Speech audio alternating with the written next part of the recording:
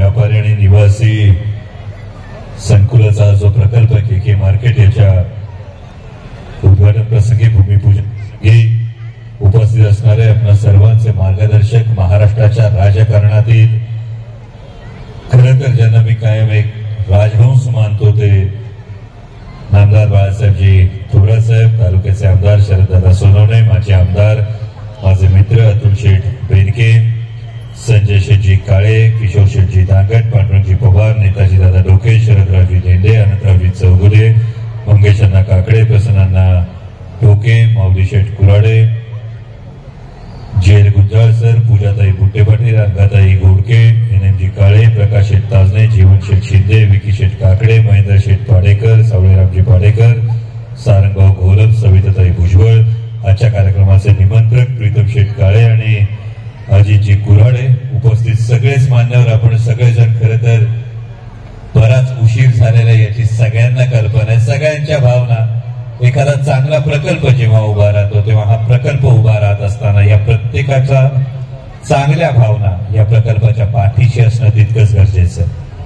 आणि विशेषतः लोकप्रतिनिधी म्हणून मगाशी शरददादांनी नक्कीच काळे साहेबांना सांगितलं, परंतु आम्ही निमित्त मात्र, हा निमित्त मात्र असण्याचं कारण महत्वाचं एवढंच आहे की या निमित्तानं जेवढ्या विकासाच्या गोष्टी होतील, जेवढ्या इन्फ्रास्ट्रक्चरच्या डेव्हलपमेंट होतील, जेव्हा इन्फ्रास्ट्रक्चरचं डेव्हलपमेंट होतं तेव्हा तेव्हा व्यावसायिकांसाठीच्या संधी आणखी चांगल्या निर्माण होतात.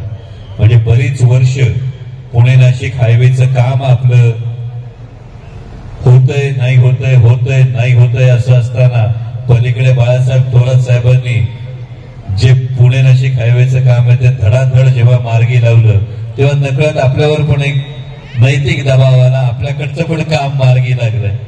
बरेचसं काम मार्गी लागलं. आता थोडस जे शिल्लक आहे म्हणजे नाशिक फाटापासून ते राजगुरुनगर पर्यंतचा जो संपूर्ण 8,500 कोटी रुपयांचा जो एलिव्हेटेड कॉरिडॉरचं काम आहे याच्यामध्ये जवळपास 93% लँड ॲक्विजिशन झालंय. फक्त 7% लँड ॲक्विजिशन बाकी आहे, तेही पिंपरी चिंचवड कॉर्पोरेशन आणि पीएमआरडीच्या हद्दीतलं बाकी आहे. हे एकदा काम झालं की त्या बरोबरीनं माननीय नितीनजी गडकरी साहेबांनी या कंडिशन मध्ये सवलत द्यावी जेणेकरून आपलं काम लवकर सुरू होईल, ते चाकण चौकातून आधी सुरू होईल. या पद्धतीने पावलं टाकली जात आहेत आणि हे सगळं सांगण्याचं महत्वाचं जे कारण आहे की एकदा हे काम मार्गी लागलं की जे व्यावसायिक डेव्हलपमेंट आहे या व्यावसायिक डेव्हलपमेंटला नक्कीच गती येईल. आपण सगळ्यांनी मिळून या पद्धतीनं सगळ्या लोकप्रतिनिधींनी जर इन्फ्रास्ट्रक्चर डेव्हलपमेंट ही जास्तीत जास्त करत गेलो तर या इन्फ्रास्ट्रक्चर डेव्हलपमेंटचा नक्कीच हातभार असे मोठमोठे प्रोजेक्ट्स तालुक्यात उभे राहण्यासाठी होईल. के मार्केटचं मी मनापासून या प्रकल्पाला शुभेच्छा देतो, सदिच्छा देतो आणि त्याचबरोबर प्रीतम शेठ असतील, कुऱ्हाडे परिवार असतील यांना मनापासून शुभेच्छा देतो की तालुक्याच्या वैभवात भर पडेल अशा पद्धतीचे असे प्रकल्प तुमच्याकडून होत राहोत या जगदंबेची प्रार्थना करतो आणि आपली रजा घेतो. धन्यवाद. जय शिवराय.